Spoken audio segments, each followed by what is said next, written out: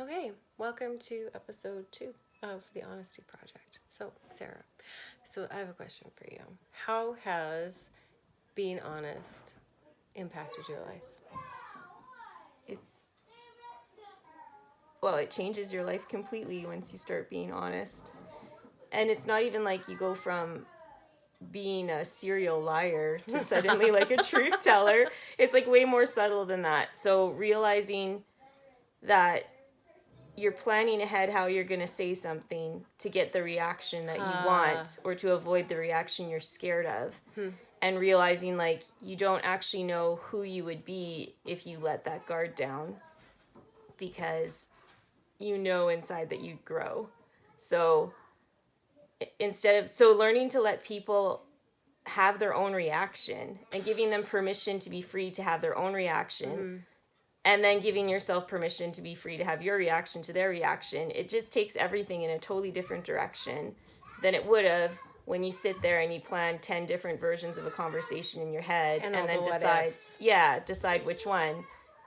That doesn't happen anyway. It doesn't happen anyway, because none of those 10 conversations involve the person you're actually going to talk to. Yeah, for sure.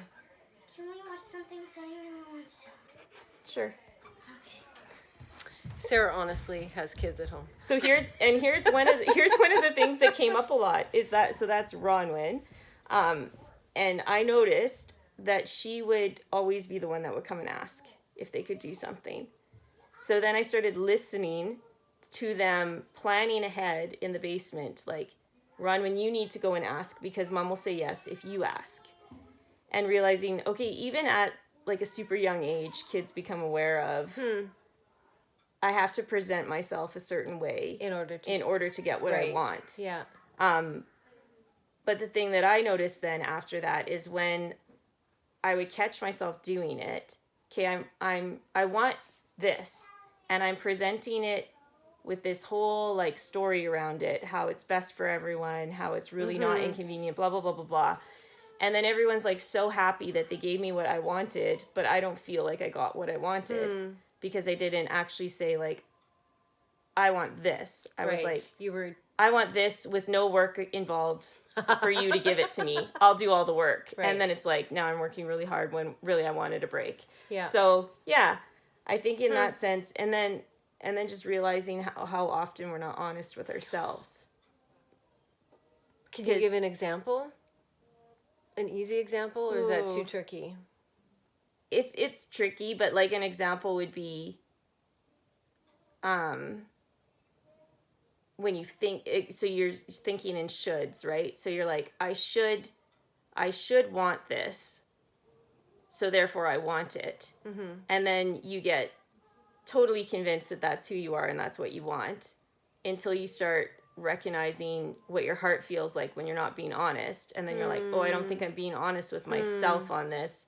Do I actually really want to do this, or do I just think I should? And I'm getting like a reward for being a good person or whatever I think, but actually what I really want to do is the opposite.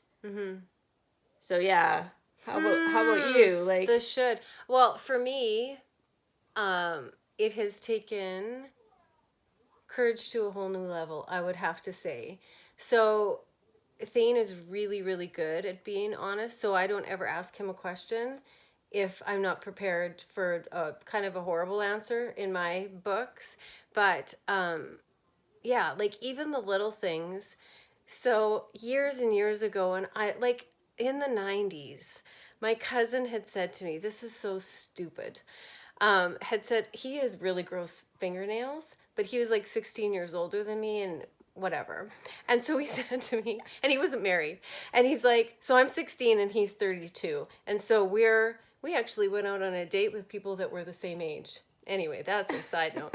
But he had said to me, he's like, oh, like, do you think my nails are ugly?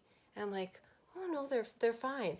But I felt like this pit in my stomach. So this is like a lot of years later, and I look back and I'm like, man, like I don't know why we lie about anything really, because the